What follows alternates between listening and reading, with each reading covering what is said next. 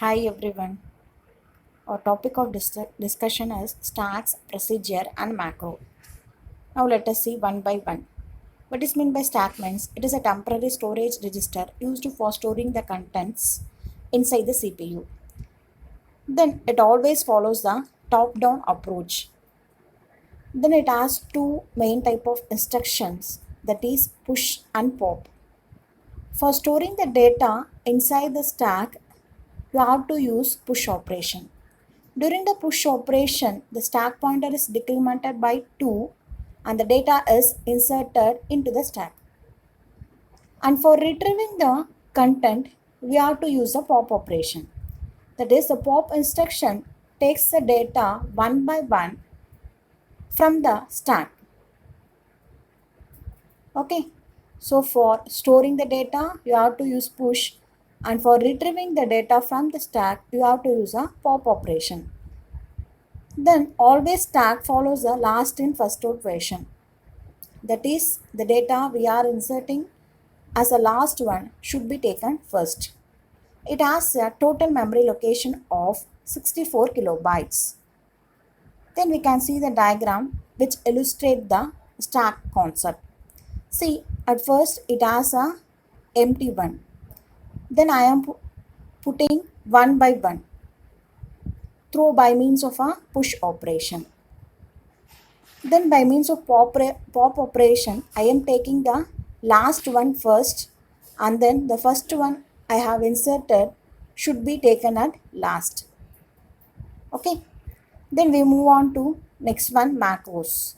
See, it is a group of small instructions that usually performs one task. Then it is a reusable section of software program. Then it can be defined anywhere in the program using the directive macro, and it is entered by the end macro. Then what are the advantages means program written in the macro is more readable.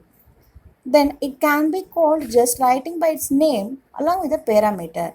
Hence no extra code is required like call and return. Then we move on to procedure. What is procedure means? It is a group of instructions that are to be used several times in order to perform a same function in a program.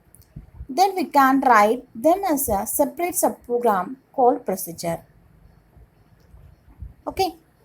Then we have to call that procedure or subroutines by means of call instructions. So whenever a procedure is called in a main program, the program control is transferred to the procedure, and after execution of procedure, the program control is again returned to the main program. So program